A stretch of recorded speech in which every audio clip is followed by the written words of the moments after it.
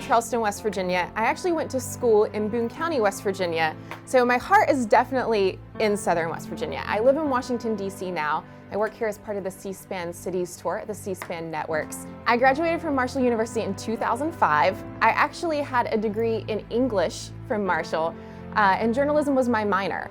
But afterwards, after graduating, I applied for a job at a local TV station, WOWK, right there in Huntington. And initially I applied as a receptionist. I thought I would just have a job and save some money and move out of West Virginia.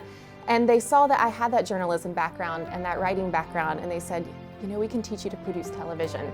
Within the first week, I knew that's where my heart was and that's what I wanted to do. And I think that's what's so great about going to Marshall is that the size of the university is small enough that you get to know people not just within the school community, but within the Huntington community. And people in Huntington are really invested in Marshall and in Marshall graduates and helping Marshall graduates further their career. A school the size of Marshall, you're not just a face in a crowd, you're a person, and you get to have these dialogues in class that you might not otherwise have at a larger school with bigger class sizes.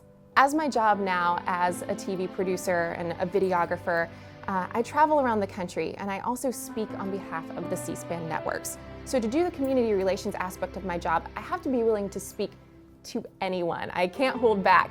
And I learned that at Marshall. I learned that by being a West Virginian and being in an atmosphere where people are friendly. It empowered me to continue to be friendly. Sometimes I go to cities where that's not always the attitude. I get to interview historians, I get to interview authors, I interview politicians.